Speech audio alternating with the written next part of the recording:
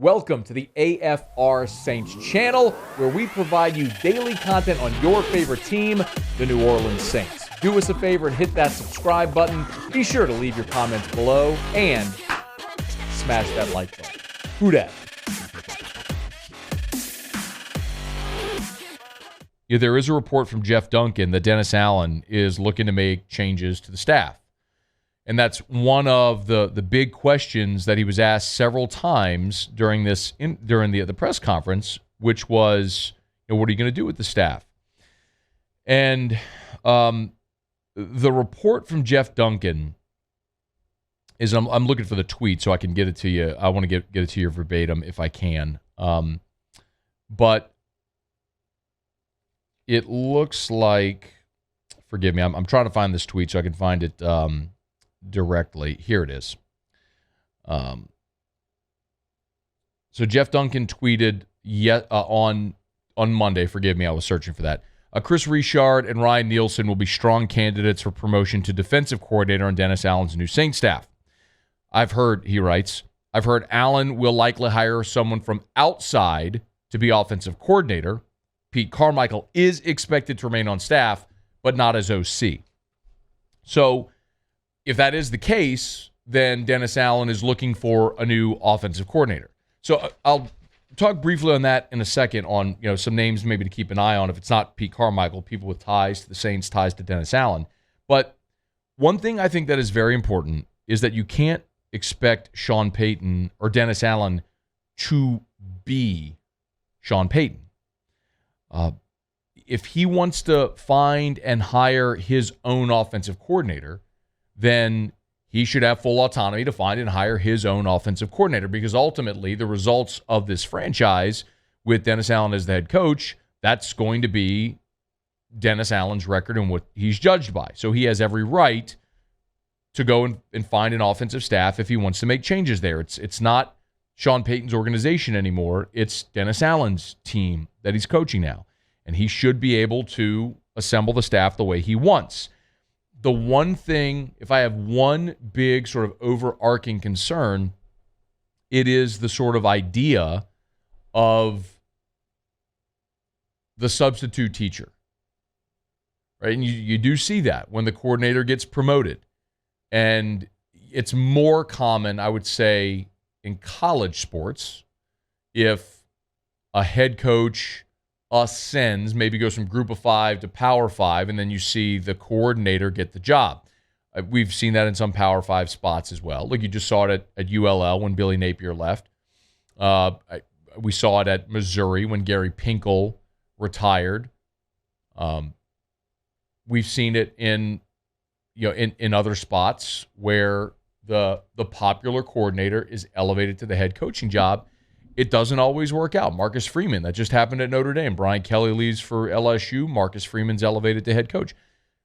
Are there instances where it can work? Sure. Look, Dabo Swinney wasn't even a coordinator.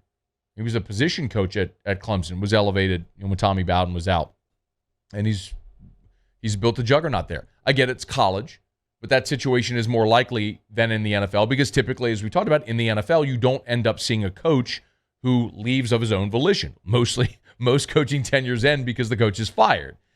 That's just the nature of it. Coaches oftentimes are hired to be fired. So this is a bit of a rarity where you see someone promoted from within, from a coordinator spot to the head coaching spot. So you do worry about that substitute teacher kind of vibe. Like the guy who was maybe the assistant on staff that everybody liked goes and gets the head coaching job, and you feel like maybe you loosen the tie a bit. It's not to suggest that Sean Payton wasn't liked by his players.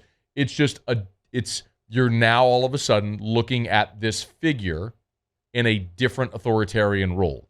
So that's a challenge for Dennis Allen. But don't misunderstand me. I love the hire. I love it. I think for all the reasons Mrs. Benson and Mickey and Dennis all said today, it makes a ton of sense.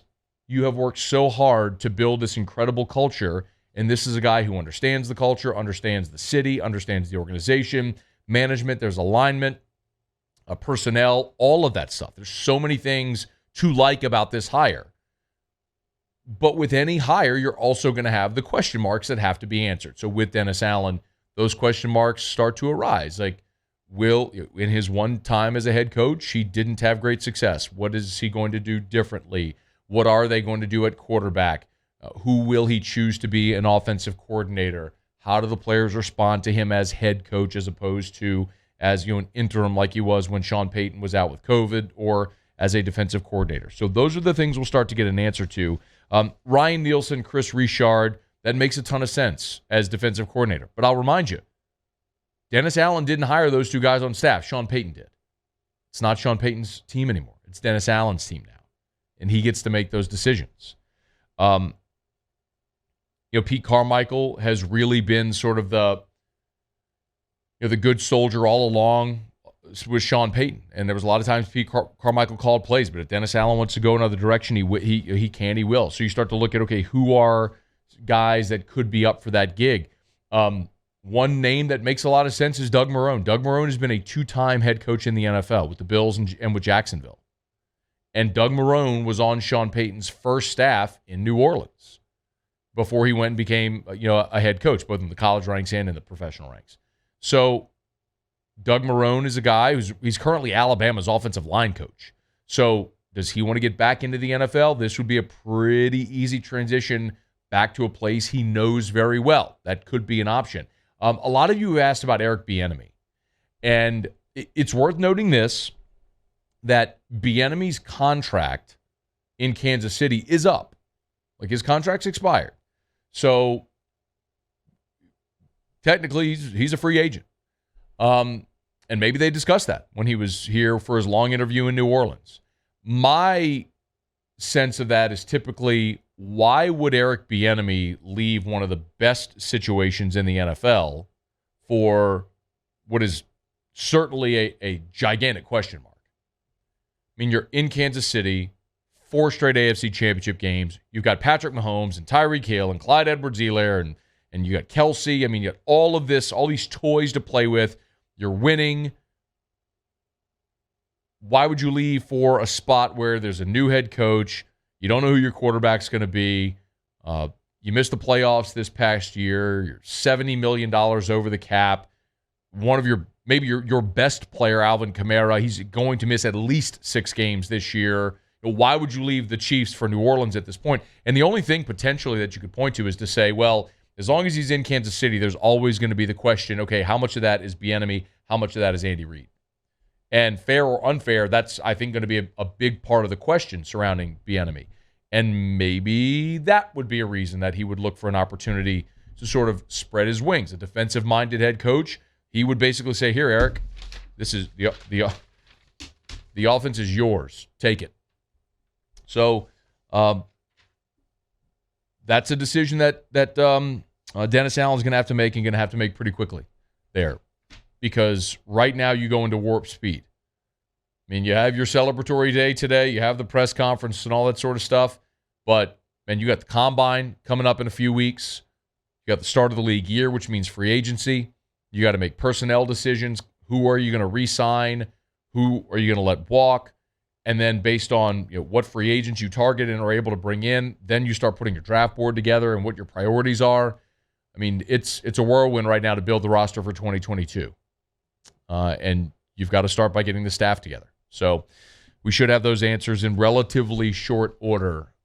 But it certainly appears as though that the Saints are going to have a new offensive coordinator.